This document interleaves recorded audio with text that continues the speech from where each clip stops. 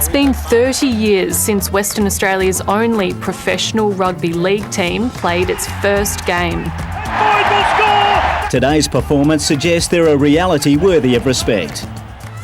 I remember it like it was yesterday. It was running out at the Wacko in front of 26,000 fans to the chant of Reds, Reds, Reds. Fuller, Matty Fuller is in for... But the good times didn't last long. Just 2 years later, the Western Reds were axed in a peace deal between the then ARL and the doomed Super League competition.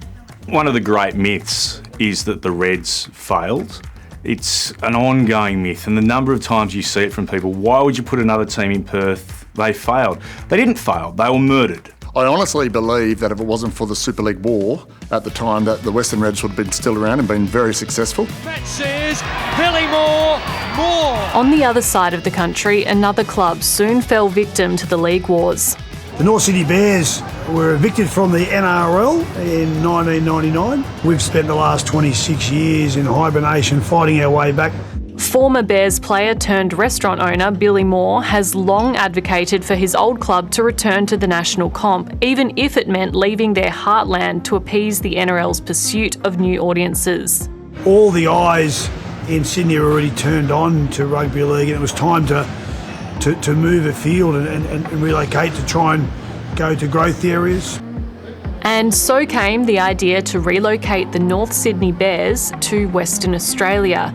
But inking a deal has been a tumultuous ordeal. It's very frustrating, and at times we thought that we're never going to have rugby league back here. After snubbing an offer from a private consortium last year, the NRL set about trying to land a deal with the WA government. That has gone on and on and on and on and on for the last couple of months, and there's been times when basically leaks through the East Coast media has said this is how much is required for this team to happen. Reports were $120 million to enter the competition and $200 million to upgrade Perth Oval or Perth Rectangular Stadium. And the government quite rightly turned around and said, no, we're not paying that sort of money. And we will not write an open cheque for NRL simply because they're too lazy to do the sums themselves. He can see the economic benefit that it would bring to Western Australia, because if you take a team over there, you're going to get a lot of people from New South Wales, Victoria and Queensland travelling to Western Australia to watch the games. They need us more than we need them. Now, after months of hardball, a handshake.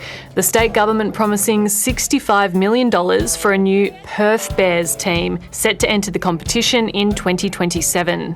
Premier, this is a lot of money. Why didn't you take it to the state election?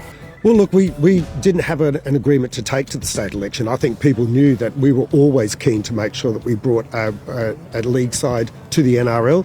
Did you want a new stadium or upgrades to the stadium? We certainly want an upgrade to the stadium, and I think that'll happen. We've got to Who's going to pay for it? Walk. Well, the government's got to pay for it because it's going to get the return on investment. Has that been promised to you? Not at this point. There's discussions being held. Questions about a future stadium upgrade aside, the Premier has promised the club will be a membership-based, not-for-profit organisation and that all money will be spent in Western Australia. Ecstatic. I'm like a kid in a candy store. I really think I could play again, actually. 2 cities, 1 team, 2 histories, 1 future. It's a great, exciting day for the true believers.